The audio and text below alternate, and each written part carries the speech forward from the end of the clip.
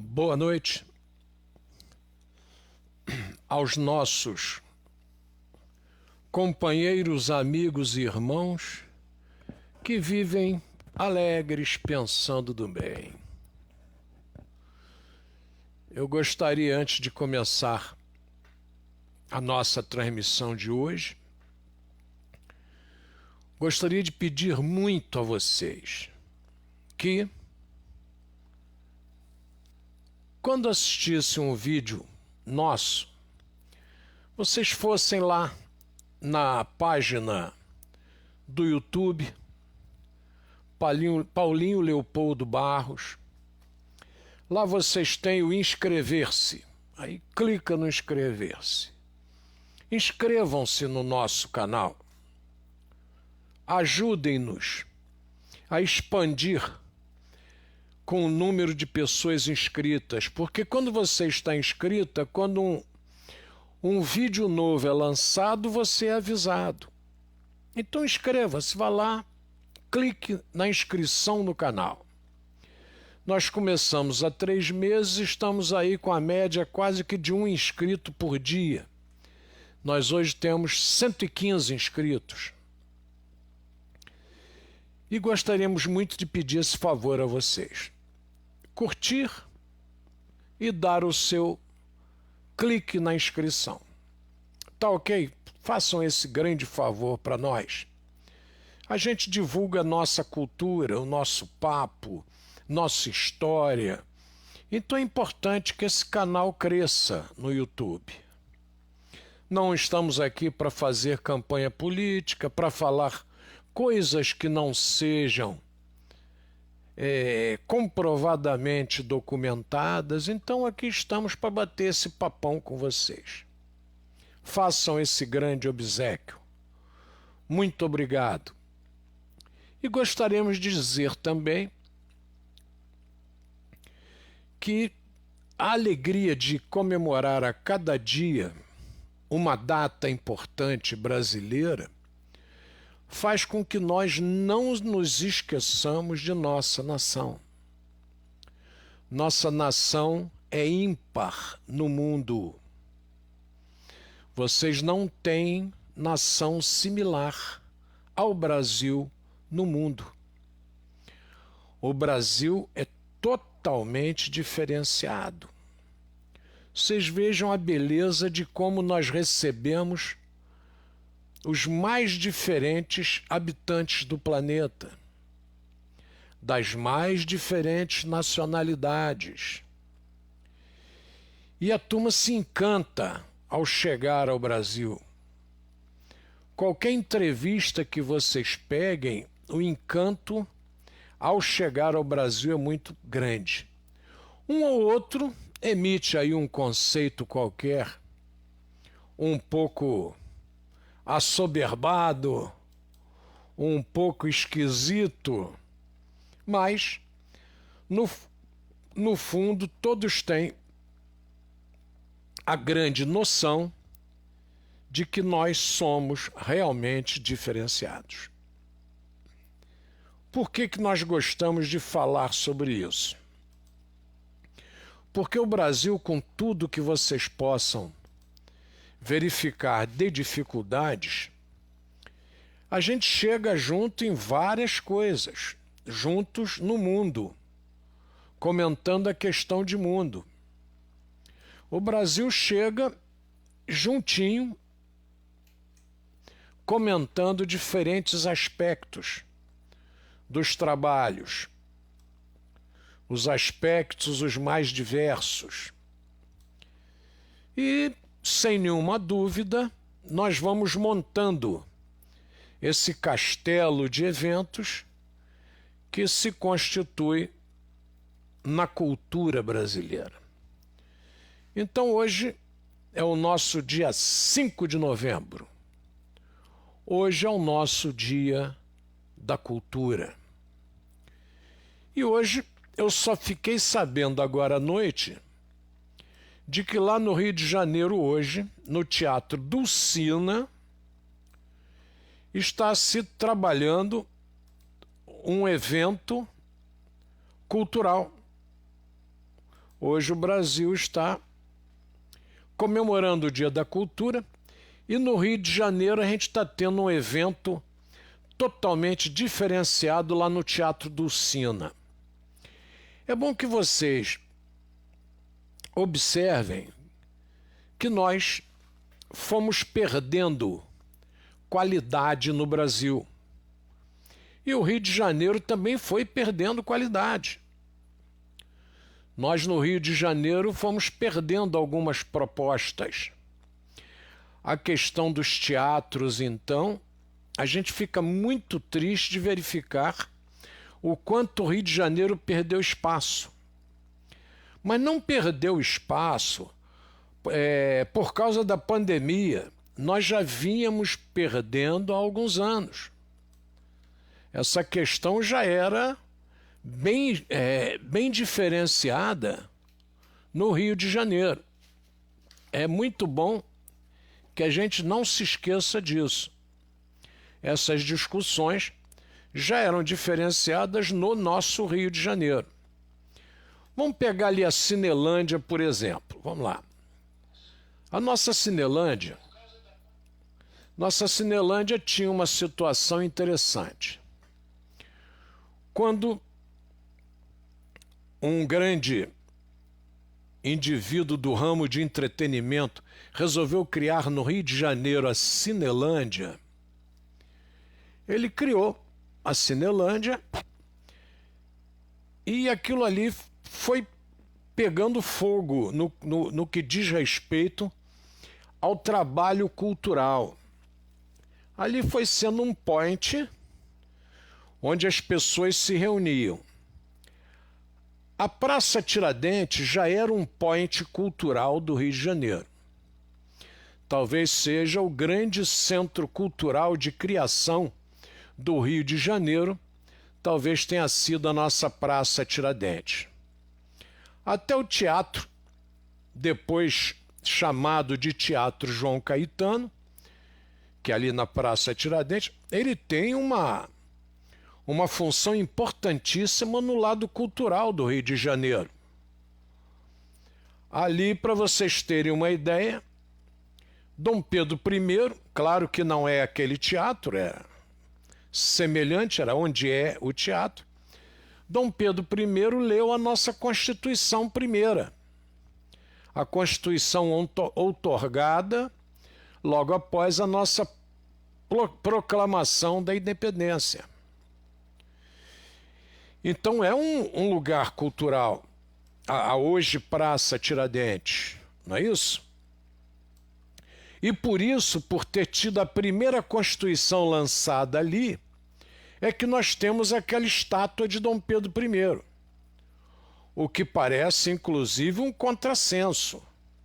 Nós termos na praça onde teoricamente o nosso Tiradentes teria sido enforcado, porque não teria sido ali. Se vocês vierem mais ali na Avenida Passos, como quem vai para a Central do Brasil, vocês terão outros espaços grandes abertos ali, inclusive ao lado da Igreja da Lampadusa. Tá? A Lampadosa é uma corruptela de Lampadusa, porque aquela igrejinha se refere, eu já conversei com vocês sobre isso, à ilha da Lampadusa no Mediterrâneo. Um grupo de negros salvou-se de um naufrágio na ilha da Lampadusa e foi resgatado por outro navio negreiro e vieram ter no Brasil, no Rio de Janeiro. E esse grupo de negros, salvos do naufrágio, fizeram aqui aquela igrejinha de Nossa Senhora da Lampadusa. E ali estaria o Largo da Lampadusa, quer dizer, o largo do entorno da igreja. Os historiadores mais dedicados, eles não aceitam a teoria de que a Praça Tiradentes era o Largo da Lampadusa. Tá? O Largo da Lampadusa era à direita. e não à esquerda, como hoje nós temos a Praça Tiradentes. Quer dizer, nós temos que pegar a Rua da Cadeia, que hoje é a Rua da Assembleia, seguirmos direto para sair lá perto do Largo da Lampadusa. Nos livros de história, Largo da Lampadosa. É importante que a gente observe esses detalhes para nós nos situarmos no Rio de Janeiro. Tiradentes teria tido a última missa, a última oração celebrada ali naquela igrejinha. Pequenininha, hoje se vocês quiserem entrar, a frente não abre mais, a frente está sempre fechada, vocês entram por um corredor lateral no prédio ao lado. Tá? Então se vocês passarem ali vão achar que a igreja está sempre fechada, não. Vocês entram na igreja por um corredor ao lado, do lado esquerdo de quem olha para a igreja. Tem um corredorzinho no prédio ao lado, dá para entrar, dá para visitá-la, belíssima visitação, e as placas que contam a história estão lá.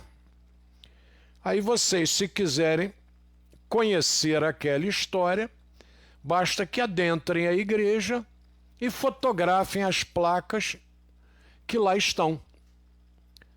Tá ok? Alguma coisa que eu peço a vocês que... Porque a gente precisa guardar muito a nossa história,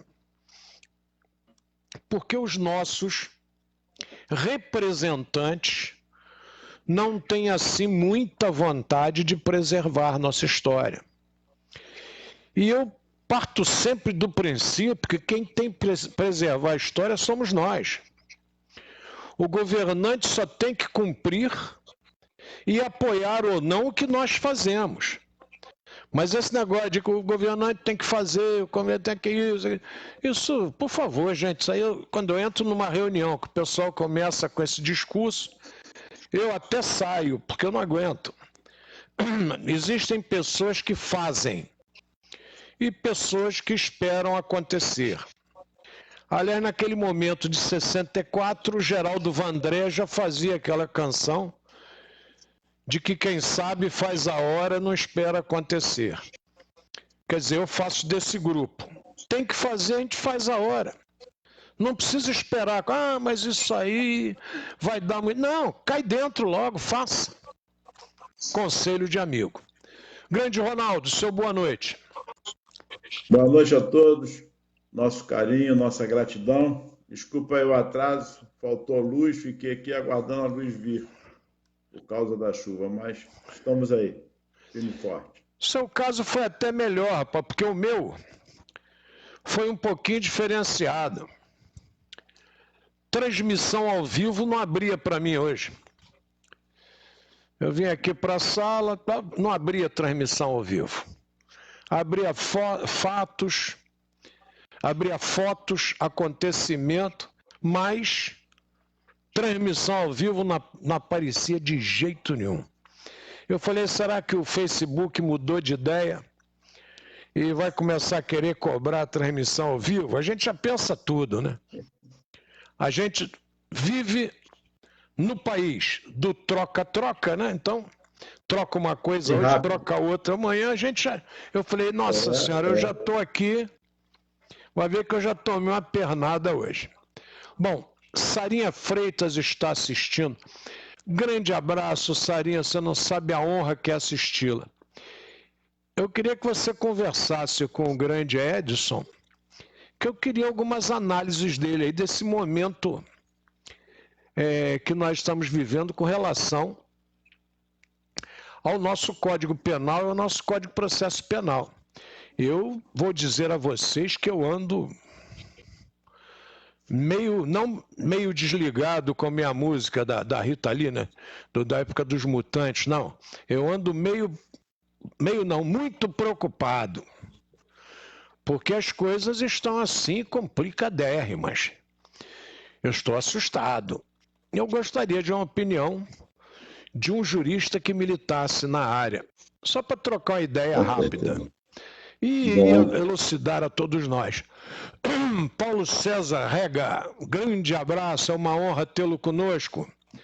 Jorge Alexandre da Silva Pedrosa, grande abraço. ao grande segundo tenente R2 de... Eu não sei sua arma, né, Jorge? Eu não sei se você é pé de poeira igual a mim. Eu sou pé de poeira. Eu sou infante. Luiz Carlos Bittencourt. Aí, rapaz, a resposta já veio aqui no ato, ó. Falei e ele está à disposição. Oh, beleza, Bom. Sarinha. Então amanhã Excelente. já vou entrar em contato com ele. Grande abraço, excelência. Muito obrigado pela resposta veloz. Luiz Carlos Bittencourt, grande abraço. É uma honra tê-lo conosco. Professora Leila Marina, também eu tenho que bater um papo com Vossa Excelência, professora. Até porque a professora, se a gente começar a tocar em questões egípcias, em questões de certas culturas, principalmente alguns estudos ocultistas, a professora transita com tranquilidade. Praia. Uma honra, professora Leila, tê-la conosco. Catarina Verônica, muito obrigado, Catarina. Uma honra sempre. Tá? O Carlos Gomes também é na Praça Tiradentes. Claro, bem lembrado. Ali no Carlos Gomes, eu tive o privilégio de assistir com a minha namorada à época, com a minha mãe, e eu assisti My Fair Lady no Carlos Gomes 3 vezes, Catarina. Bibi Ferreira e Paulo Outram. O Carlos Gomes também é um marco do nosso Rio de Janeiro que nós não podemos esquecer. E a arrumação, a configuração do Carlos Gomes, né? A planta do Carlos Gomes é uma planta que remonta ao início do século passado. Não podemos esquecer. Muito obrigado, Catarina, pela sua observação. Lá está, nosso Teatro Carlos Gomes. Nome, teatro e nomes sugestivos. Muito bem. Anderson Alex, obrigado, Anderson. Keller Cardoso Júnior, filho do grande Keller. Keller Cardoso Júnior, eu queria dizer a você que nós dedicamos aqui um vídeo ao seu pai que é de uma família querida por todos do Colégio Leopoldo, tá? A família que a gente se lembra da farmácia do seu Didi, que a gente chamava de farmácia do seu Didi, ali debaixo da ponte da estação de Nova Iguaçu. E o seu Didi era uma pessoa muito querida por nós. O Ismael também, Lopes, outra pessoa queridíssima por nós. E o teu pai é aquele camarada que, dedicado de forma única ao esporte em Nova Iguaçu, participou da equipe do Colégio Leopoldo, jogou basquete na sua juventude e marcou a história do basquete na cidade. Keller colocou o basquete de Nova Iguaçu em caráter nacional. Foi ele que fez esse trabalho. Assim como foi Tião Cuica, que colocou o nosso basquete, o nosso voleibol em destaque nacional. Meus respeitos ao Tião Cuica. Os nossos respeitos ao seu pai, que foi também quem colocou o basquete em foco nacional. Eu contava, inclusive, aquela história do Oscar Schmidt, que ficou maluco quando soube que Nova Iguaçu tinha um clube que tinha basquete no nome e que esse clube tinha que participar do campeonato. Eu cheguei a fazer foto com ele aqui na Vila Olímpica. Tem uma equipe de amigos dele que apoiaram ele nessa jornada grande. Eu tenho o privilégio de estar entre esses amigos, assim como Loyola também está entre esses amigos. É que a gente não gosta de falar dessas coisas, mas o Keller merece que a gente fale. ele botava dinheiro do bolso, né? Ele fazia tudo para que o basquete de Nova Iguaçu aparecesse. E quando ele trouxe o time de Franca, e o time de Franca jogou aqui na Vila Olímpica, ele virou para mim e falou assim: Paulinho, é covardia, olha só. Os camaradas vieram com ônibus de última geração, com massagista, com roupeiro, com tudo que tinham de direito, porque São Paulo tem essa característica de valorização do esporte. O técnico era o Hélio Rubens, que nós vimos muitas vezes jogando aqui no Maracanãzinho pela seleção brasileira. E o teu pai é único. A última vez que eu encontrei com o Keller foi num sepultamento. E tiramos até uma foto juntos. E conversamos muito.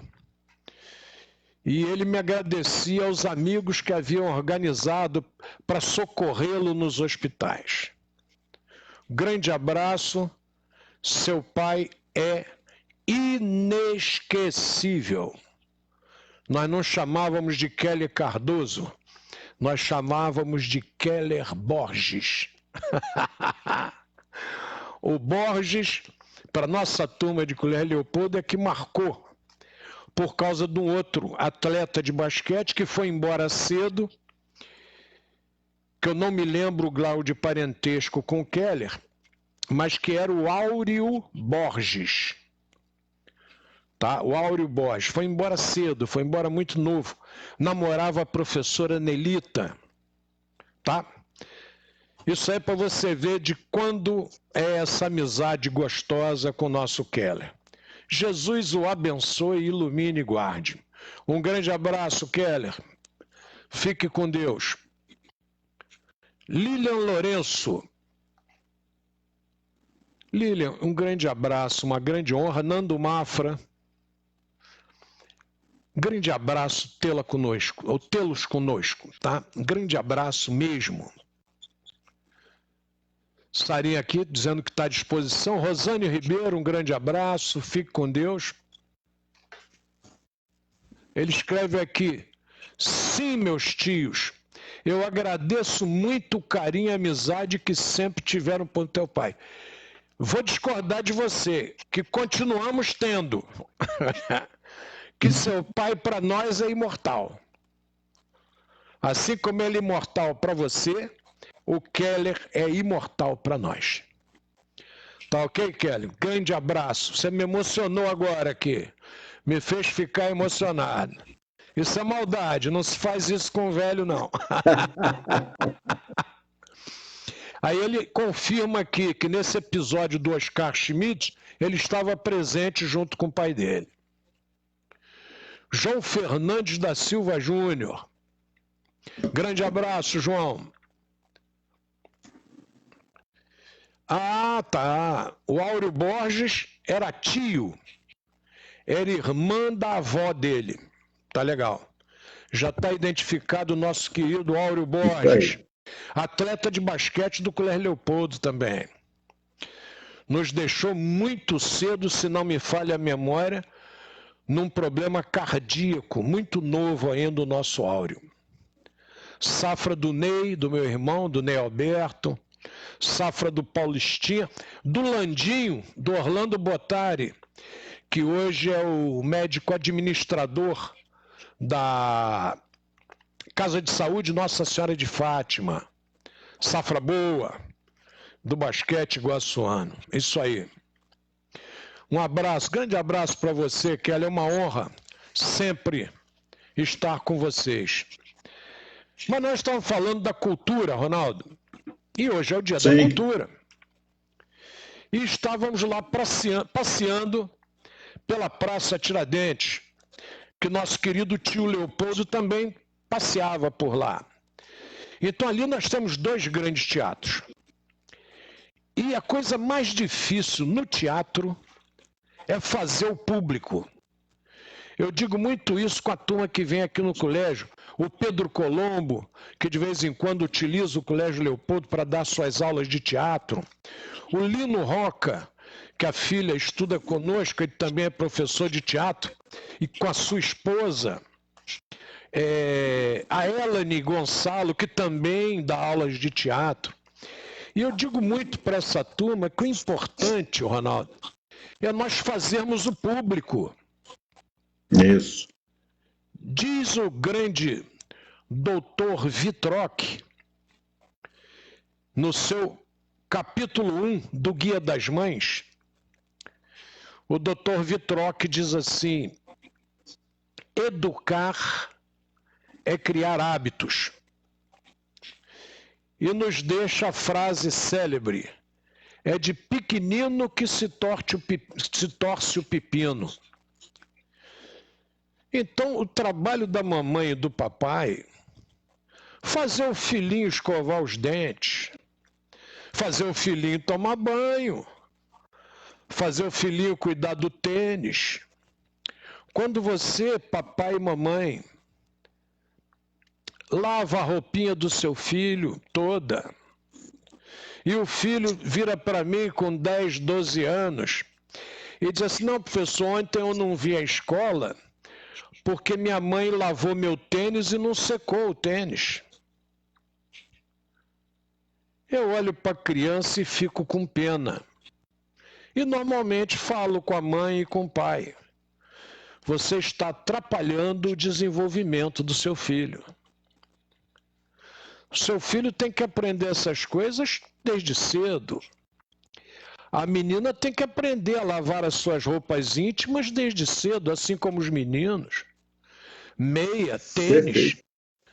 Por favor, gente, é que vocês ainda moram no asfalto.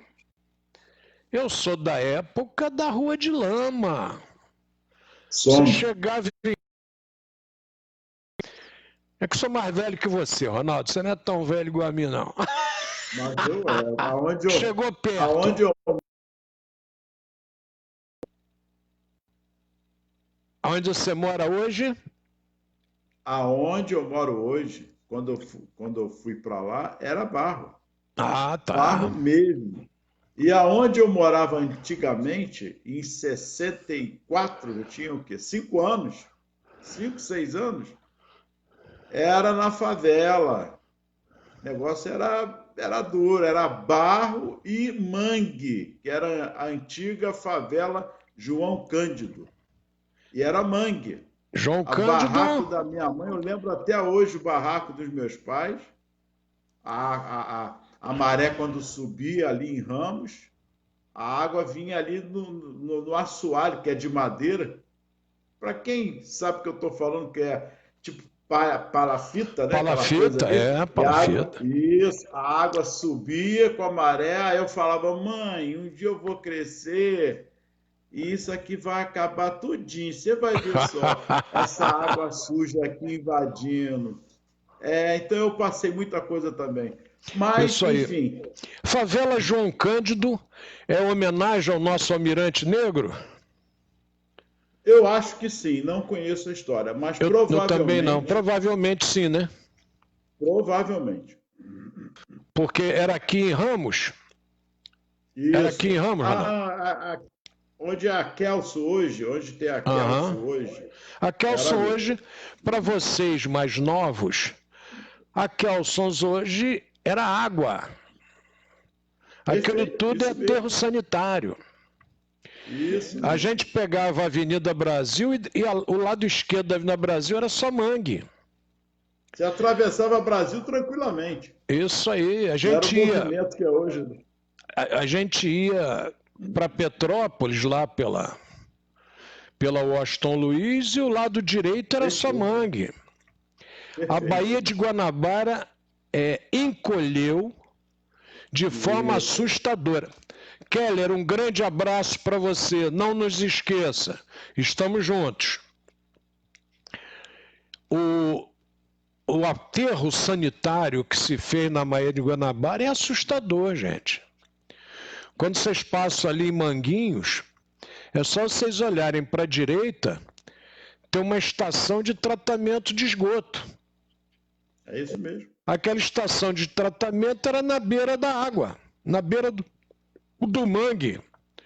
Hoje ela está longe, Pachu, ela está uns 2, Muito. 3, 4 quilômetros ou mais da água da Bahia. Quer dizer, tudo Perfeito. aterrado. Tá? Não se esqueça, aquilo ali é um marco. Estação de tratamento de esgotos do lado de Manguinhos. Aquilo ali estava na beira da água. Hoje aquilo está totalmente fora do lugar. É penha circular ali ainda. Tanto que fez-se outra estação de tratamento que começou no governo Marcelo Alencar e foi praticamente concluída no governo Garotinho e Rosinha. Ela... Como é que eu vou lembrar para vocês? Quando vocês saem da Ilha do Governador, do lado esquerdo, vocês vão caminhando para o centro. Aí quando nós vamos em direção ali à antiga UF, União Fabril Exportadora, tem uma ponte sobre a Avenida Brasil. Antes daquela ponte, do lado esquerdo, é a estação de tratamento. Enorme, deve dar ali o quê? 1 quilômetro, 2 quilômetros ou mais, aquela estação de tratamento ali de esgoto. E, inclusive, surtiu efeito, porque aquele cheiro horroroso de urina constante que a gente tinha ali já não temos mais. É muito esgoto para ser tratado, claro, mas aquilo ali surtiu efeito. E é um trabalho que começa com Marcelo Alencar, eu estou dizendo porque eu fui na inauguração, no lançamento, e continua no Garotinho e na Rosinha. E tem grana internacional ali, tá? Ali tem dinheiro internacional para ajudar o Rio de Janeiro a despoluir a Baía de Guanabara. É bom que a gente vá falando tudo isso, porque aquilo não é do político, aquilo não é de partido nenhum, aquilo não é do presidente, do governo, aquilo é nosso, gente. E nós é que temos que brigar, discutir e cultuar. Tá ok, meus amigos? Não se esqueçam. Essa tem que ser a nossa cultura. O culto às coisas boas e nossas. Muito bem, voltando, nós estávamos na Praça Tiradentes falando de cultura e eu voltei à Praça Tiradentes porque eu já estava lá na Cinelândia. Eu não sei se eu estou certo, mas se não me falha a memória, quem faz a Cinelândia é o dono do circuito Lívio Bruni. Eu vou até consultar aqui na internet para ver se a nossa memória aqui está bem ou está mal. Me parece que é o Lívio Bruni que cria. Lívio Bruni foi um empresário, nasceu em 25, morreu em 2003, exibidor de cinema do Rio de Janeiro. Tá? Além de exibidor, atuou como cineasta e produtor. Tá? Então, vou colocar aqui para a gente falar sobre ele. Então surge ali a nossa Cinelândia. Tá?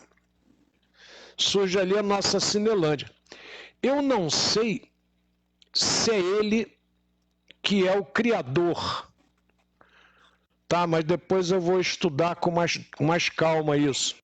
Mas com certeza o Lívio Bruni tem um papel de destaque na Cinelândia. E os vários cinemas, eu peguei aquela Cinelândia repleta de cinemas. Eu não sei se você pegou também. Né, Ronaldo? Sim. Nós tínhamos ali o Metro que depois virou Metro Boa Vista. Perfeito. Onde eu assisti pela primeira vez o Globo. Olha só o que é a cultura. A gente vai contando para vocês, porque vai se lembrando. O jornal Globo tinha um bonequinho. E o bonequinho do jornal O Globo criticava os filmes.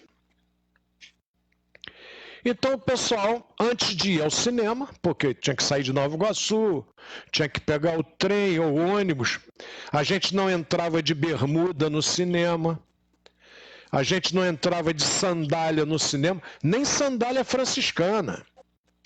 Estou falando de sandália de dedo, não, estou falando daquela sandália franciscana. Não entrava. Nós tínhamos que estar com casaco, paletó, o cinema era um negócio sério. Era um negócio onde você tinha que ir bem apresentado. Tinha mulher que botava colar, bolsa, etc. Era um negócio bem diferenciado. E eu lembro que o Metro Boa Vista começou lá com... Não foi o Indiana Jones, não. Acho que foi Guerra nas Estrelas. E o bonequinho do Globo, Ronaldo, apresentava o bonequinho dormindo na cadeira, cara. O bonequinho lá, ó, dormindo na cadeira, e tão ruim que era o filme. Mas eu, como sempre quis ter opinião própria, fui assistir aquela criação de George Lucas. E fiquei maravilhado, meu irmão. Fiquei maravilhado com Guerra nas Estrelas. E não fui só eu, não. Porque o Guerra nas Estrelas rendeu o segundo, rendeu o terceiro, rendeu o quarto, o quinto, o sexto. Quer dizer, inegavelmente um sucesso no cinema. E pouco tempo depois eu também assisti ali o Indiana Jones. Né? O primeiro Indiana Jones. E Sim. Também o bonequinho estava sentado, cochilando. Quer dizer, foram duas tragédias do bonequinho. E eu devia estar certo, porque o bonequinho acabou. É isso que eu ia falar, eu nunca entendi aqueles bonequinhos. Quando o filme era horroroso, ele estava levantando para ir embora, estava sentado prestando atenção. Não é? Então aquilo foi muito bom, porque o bonequinho me ensinou a não ouvir nem ver a opinião do bonequinho. Eu estou citando 2 filmes que eu me lembro. Tá, eu ia com a esposa direto, saía daqui. Então me ajuda aí, Ronaldo. Tinha um cinema ali, depois do amarelinho seguindo, acho que era esse, e na esquina tinha um outro. Não, ali tinha um montão, eu vou te dizer todos. Tinham vários. O primeiro era de lá para cá, tá? Vindo do Lanas, que é um restaurante antigo ali, um bar antigo, que até naquela música do Chicanismo ele fala num bife lá no Lanas, ali no centro do Rio. Vindo de lá para cá, tinha o Metro Boa Vista. Depois nós tínhamos a Mesbla. E a Mesbla tinha o Teatro Mesbla. Perfeito. Que eu assisti muito ali, André Vion. Ih, rapaz, assisti muito artista bom ali, rapaz. Assisti muita gente boa ali no... Lembrei do André Vion agora por causa de comédia. E depois do Teatro Mesbla, você vindo, tinha o Império. O Império não. Tinha o Palácio. Que hoje está dividido em Palácio 1 e 2. E agora eu acho que é Teatro Riachuelo, mudou o nome. Não é mais Palácio. Não sei. Os filmes brasileiros eram lançados no Palácio, porque tinha uma entrada majestosa, tapetada, tudo em mármore. Então ali era o Cine Palácio. Depois dividiu-se 1 em 2, a parte de cima e a parte de baixo, porque era muito grande. E agora me parece que é o Teatro Riachuelo, se não me falha a memória. Continuando, nós tínhamos um cinema ali na Senador Dantas, lá na frente. Senador Dantas. Perfeito. Que hoje é estacionamento, tudo em mármore é estacionamento. Esqueci agora o nome do cinema, mas alguém aí vai lembrar. Foi onde eu assisti o Poderoso Chefão, pela primeira vez, foi naquele cinema ali na Senador Dantas. Aí, continuando, indo para a Cinelândia, eu tinha o Edifício Serrador, que também tinha o Teatro Serrador, que foi onde eu assisti pela primeira vez, graças a meu querido pai, que era um amante do teatro de uma forma incalculável. Meu pai não passava um mês sem que ele assistisse, no mínimo, 2 peças teatrais. Ele curtia teatro mesmo, teatro e cinema. Meu pai tirava ali a quinta-feira, eram 3 quintas-feiras que ele tinha noite livre. Uma dessas quintas-feiras ele falava lá no André Luiz, ali perto do Maracanã. Não, ele falava no André Luiz. E as outras 3 quintas-feiras, ele dividia entre o teatro e o cinema. E não raro nos levava. E ainda nos levava, às vezes, no sábado. Então ele era um cara da cultura. E como eu me orgulho de ter tido esse tipo de pai. Porque muito do que eu converso com vocês hoje, eu devo a ele. Sim. Né? Eu estava aqui, não me lembrei na hora, mas eu assisti muito ali também André Vion, Rodolfo Maier, artistas da antiga, que se apresentavam ali no Teatro Mesbla. Então a gente continuando o trajeto, chegava ali na esquina, nós tínhamos o Odeon. Odeon, é isso aí. O Odeon na esquina que está lá até hoje. O Odeon hoje permanece. Em cima, onde era a doceria, né? Hoje é até um restaurantezinho, um lugar para a gente tomar café ali, bonitinho. No Cine Odeon. Cinema espetacular, eu vi ali Covades. E assisti uns filmes ali, aqueles filmes com intervalo, que vocês jovens não pegaram, nem pegarão, mas nós pegamos. Então tinha intervalo, tá? Ben-Hur tinha intervalo. Não é? A Bíblia tinha intervalo. Então essas criações da Metro, de Cecil B. DeMille, que era o grande diretor da Universal Pictures. Então isso tudo a gente tinha ali na Cinelândia, esses momentos de exibição. Você continuava pela mesma calçada do Odeon, o primeiro cinema, que ali atrás, na rua de trás, tem o Teatro Rival, que está vivo lá até hoje. Teatro Rival, aliás, o nosso presidente Getúlio Vargas se deslocava lá do Palácio do Catete para assistir teatro ali no Rival.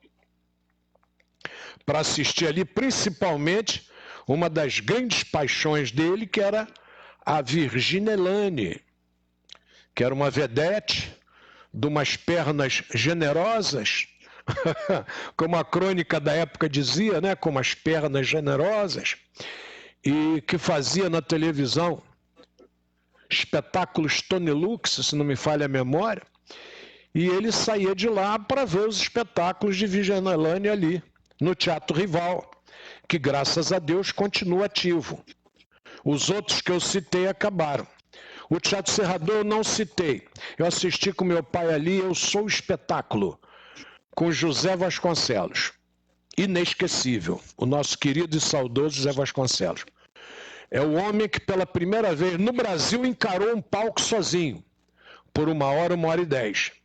Não satisfeito em fazer isso no Brasil, esse cidadão, José Vasconcelos, ele fez isso em Portugal, na França e na Espanha. Olha a versatilidade desse indivíduo.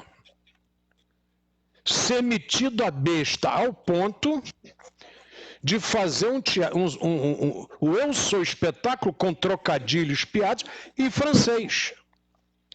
Para vocês terem a ideia da cultura de época do artista. Porque você olha para o artista, acha que o artista ele não tem conhecimento, ele não estudou. Tira o cavalinho da chuva. Vocês vejam a cultura de um Jô Soares, vejam a cultura de um Zé Vasconcelos, a cultura do Chico Anísio. Tá? Essa turma não é brincadeira não, gente. Essa turma é séria. Esses cômicos são sérios. Parece um contrassenso, mas esses cômicos são sérios. Orgulhos de nossa pátria. Então você saía por ali, pegava, tinha o Teatro Rival na rua de trás. Ali eu não sei se o Ronaldo... Olha, eu estou falando da cultura do Rio de Janeiro e estou passeando pela cultura do teatro, pela cultura do cinema. Perfeito. E ali atrás nós tínhamos uma cultura gastronômica maravilhosa que era a Espaguetilândia. Você chegou a comer lá na Espaguetilândia? Não, Não, né? não. Não sabe o que Confesso que você perdeu. com certeza. E tudo isso eu devo ao meu pai. Quer dizer, um pai que com 4 filhos faz questão de tirar o filho de Nova Iguaçu para levar para conhecer. Tem que agradecer um pai desse, Ronaldo. Não tem como não orar e agradecer todo dia. Não é aquela coisa centralizada porque sou de Nova Iguaçu, não. Você vai conhecer outros nortes. Isso é importante. Aí você chegava ali, tinha uma bombonière deliciosa e era o Cine Patê. Eu tenho uma lembrança do Cine Patê. A lembrança do Cine Patê que eu tenho são as cadeiras de madeira do Cine Patê que estão aqui no meu auditório. Quando trocaram as cadeiras do Patê, eu comprei as cadeiras e parte das cadeiras, não foram todas, foram 200 que nós compramos aqui no colégio e essas cadeiras hoje estão no nosso auditório. Tá? Perfeitas até hoje. Tá? Não dão um problema. Às vezes cai um parafuso lá do engate, a gente arruma de novo, mas estão perfeitas até hoje. Depois do Cine Patê, rapaz, eu não sei se era Império ou se era Capitólio, mas eu acho que era o Cine Império. Império, é um dos dois. Ali na Cinelândia, porque eu não frequentava muito o Império. Mas aí nós tínhamos ali os teatros, já tínhamos o Amarelinho, chopinho delicioso. Sim. E lugar para bater papo. O Dulcina, que hoje está apresentando o espetáculo, que é no subsolo. Teatro Municipal. E em cima do Banco do Brasil nós tínhamos o cordão da Bola Preta. Que eu passava ali embaixo, né? Vindo para casa, para pegar o carro. Aí eu já tinha carro, né? Eu estacionava o carro ali na Biblioteca Nacional. Aí eu passava por ali com a época namorada, hoje esposa, e escutava ali aqueles bailes do Bola Preta com bossa nova, com música de Vinícius de Moraes. Né? É alguma coisa que emociona. E você vê nesse mesmo período, eu acho que eu estou me alongando aqui. Já foi, o tempo já acabou. Desculpem, tá? Desculpe, o tempo já acabou. Não deu nem, como diz o outro, não deu nem para molhar o bico, né? Não deu nem para dar uma bicada que já acabou.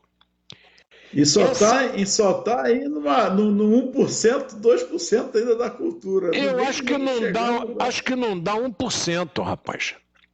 Dá não, é verdade. E ali, naquele berço da Cinelândia, você tem ali em frente a Biblioteca Nacional, que todo mundo tem que visitar. É verdade. Vocês têm ali os bares no interior do municipal. Tem lá o Assírios, né, que andou fechado, não sei se já voltou. Aquele miolo ali tem tudo que vocês quiserem. Araújo, Porto Alegre. Araújo, Porto Alegre, você já tem ali à esquerda a Escola Nacional de Belas Artes. Perfeito. Andar pela Escola Nacional de Belas Artes, vocês vão pensar que vocês estão andando na Grécia Antiga, ou que vocês estão andando na Europa, mas com certeza vocês vão observar que vocês estão fora do Brasil. Conhecer a Biblioteca Nacional e conhecer ali os outros prédios. Está ali o prédio do Ministério da Educação, que já é posterior. Quer dizer, por ali é a capital da República. Por ali passeou Pedro II, por ali passeou Carlos Gomes. E em frente ao Teatro Municipal, vocês têm um monumento que veio da França.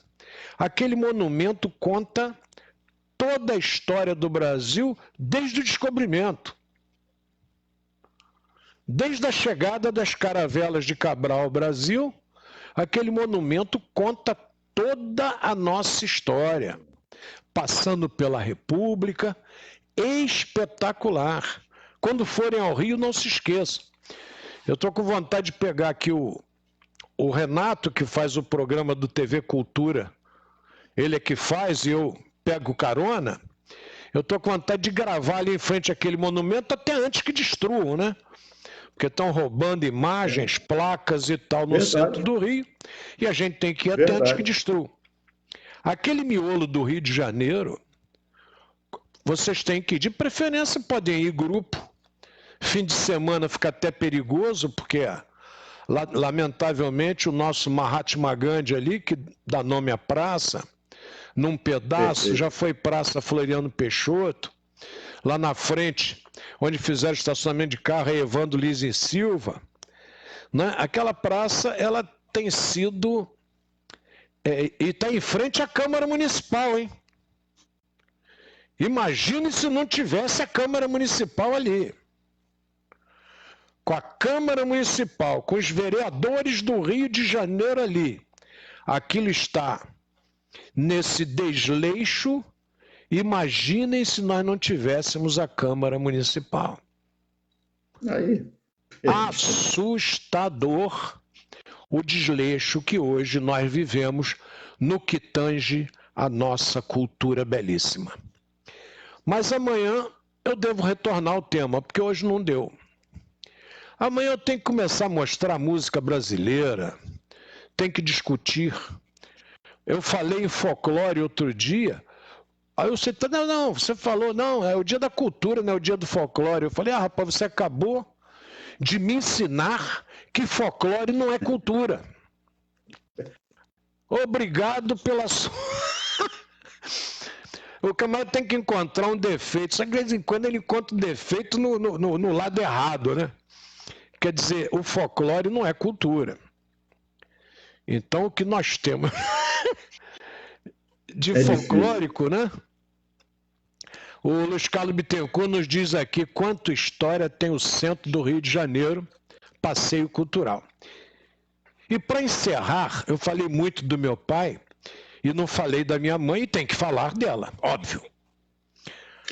A dona Leopoldina me levava no horário em que o professor Newton não podia ir. Porque quando a gente ia, ela ia junto. Íamos nós três. Inclusive fizemos N viagens pelo Brasil, só nós três. Porque o irmão mais velho já está namorando, o outro já está com outras amizades. É verdade. E eu ia porque eu quero. Eu sempre vibrei em passeio de velho. Né? Eu acho que eu tive velhice precoce. Já nasci um pouquinho velho, Ronaldo. E a minha mãe adorava os festivais da Metro. A Metro Goldwyn Mayer pegava seus grandes sucessos e passava, fazia uma semana só de sucesso. E dona Leopoldina dizia, filho, você vai ter que me levar, meu filho. E eu levava. Então ela adorava, por exemplo, o Nelson Eddy, que era cantor à época das operetas, que contracenava muito com Jeanette MacDonald. E lá ia eu, em filme que não era o meu preferido, mas que alegria em levar minha mãe ao cinema para vê-los. Então, ela me fazia reviver com ela os filmes de 1930. Né? Então, eu revia com ela, nós discutíamos, e eles faziam uma refilmagem muito boa, de muita qualidade, né? Som perfeito, tudo perfeito. Eram os festivais da Metro Goldwyn Mayer. Tá? Isso tudo, Ronaldo, nós perdemos. A época áurea do cinema brasileiro, Paulinho. É bom depois falarmos também sobre isso. Mas é claro. Eu não sei porquê. Eu não sei porquê se qualificou os filmes da Atlântida Filmes, como pornô chanchadas. Eu sabia que você ia falar isso. É verdade. É verdade. É triste, gente. Aonde que um grande Otelo faria qualquer coisa pornô? Tem nada a ver. Oscarito. Tá? Oscarito, Nossa, Grande Otelo, essa dupla sensacional do cinema brasileiro. Então eu fico olhando até os novos, né, indivíduos do cinema, quando dão entrevista, não, aquele período das pornô chanchadas. Que pornô chanchada, mano? Tem nada de pornô. Pode até chamar de chanchada. Pode até chamar de chanchada. Não é que você já sabia que tinha uma briga enorme, que tinha samba, que tinha favela, não é? Perfeito. Que tinha bandido. Não é? Você podia até dizer que isso era uma chanchada. Agora, pode tirar o pornô. Pornô não tem nada a ver, gente. Sabe o que é isso? É o brasileiro que gosta de se depreciar. Ele se desvaloriza, mas ele pode se desvalorizar sozinho. Eu, enquanto tiver uma tribuna pequenininha, eu vou continuar falando contra. E eu adorava aqueles filmes. Pô, você vê Sil Farney trabalhando no cinema, você vê Dick Farney em boates, tocando ao piano. Por favor, gente, fala besteira não. Fala besteira não, que faz mal. Tá? Vi com muito orgulho, testemunhei e guardo no meu coração, com muito carinho, esses momentos belos que eu fui iniciado na cultura brasileira. Não toquei em livros, não toquei em nada. Eu só falei do centro do Rio, fervilhando cultura naquele pedacinho. Partezinha, parte do Rio, parte. 0,5%. 0,5%. Ronaldo, a palavra está com Vossa Excelência. Meus queridos e queridas, é a saudade que fica, o nosso carinho com vocês, da paz para aqueles que se foram, e vamos manter nossas orações e orar muito. Nós podemos ver que muita coisa vai acontecer na humanidade ainda, é natural, e que nós possamos estar unidos cada vez mais, porque o Brasil também está nesta nau. Esta nau é o planeta, e nós precisamos estar unidos. E unir através da família. Com todos os problemas, a família é a família. Você pode morar sozinho, seguir sua vida, mas você vai sentir falta da família, do aconchego familiar, com todas as problemáticas que existem. Que Jesus nos abençoe, mantermos nossas orações, não esqueça, o nosso culto cristão do lar também, que é importantíssimo e independe de religião e até mesmo de ter religião. Mas faça em um momento familiar. Muita paz, que Jesus nos abençoe, nossa gratidão. Toda vez que o Ronaldo fala em família, eu faço questão de que vocês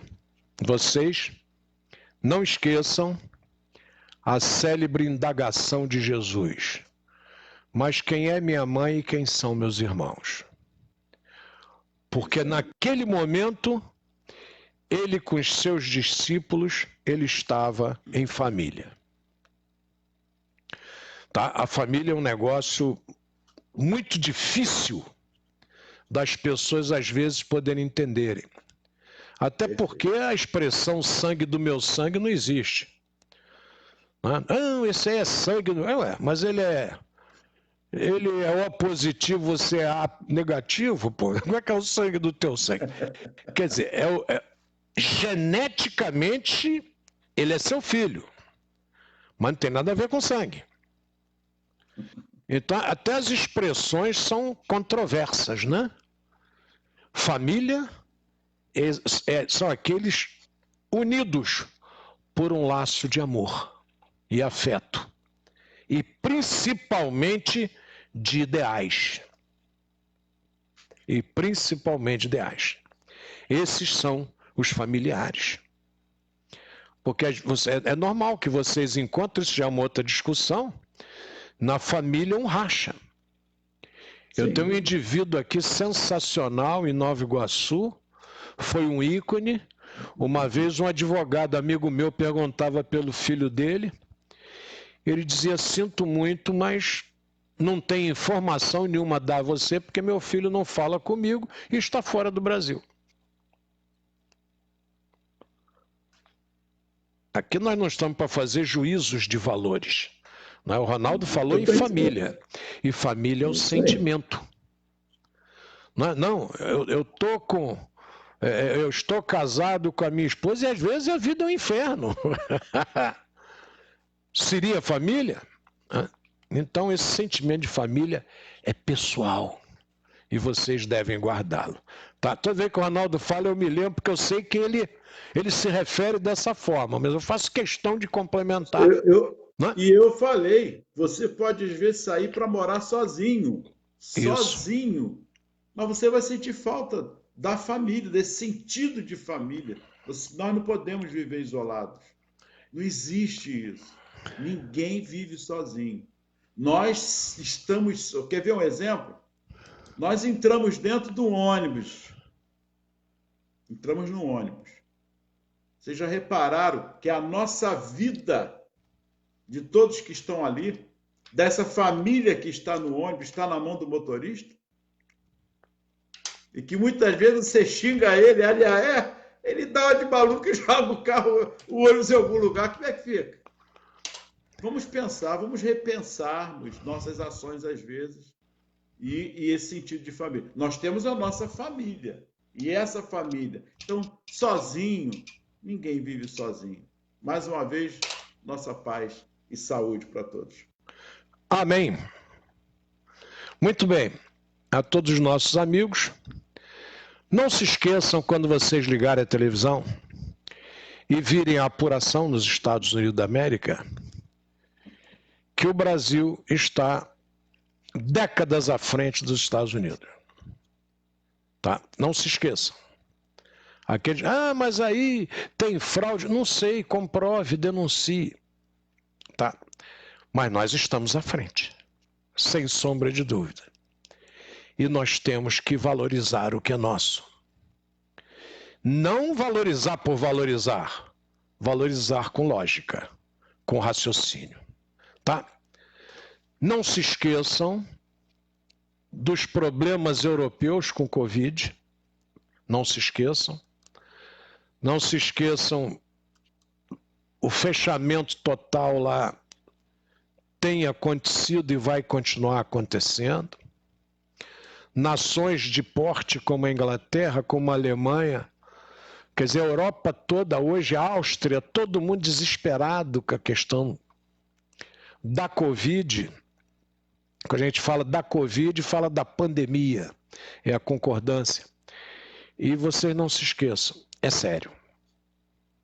Subiu o nosso número de mortos e as vítimas fatais subindo é preocupante. Duas receitas.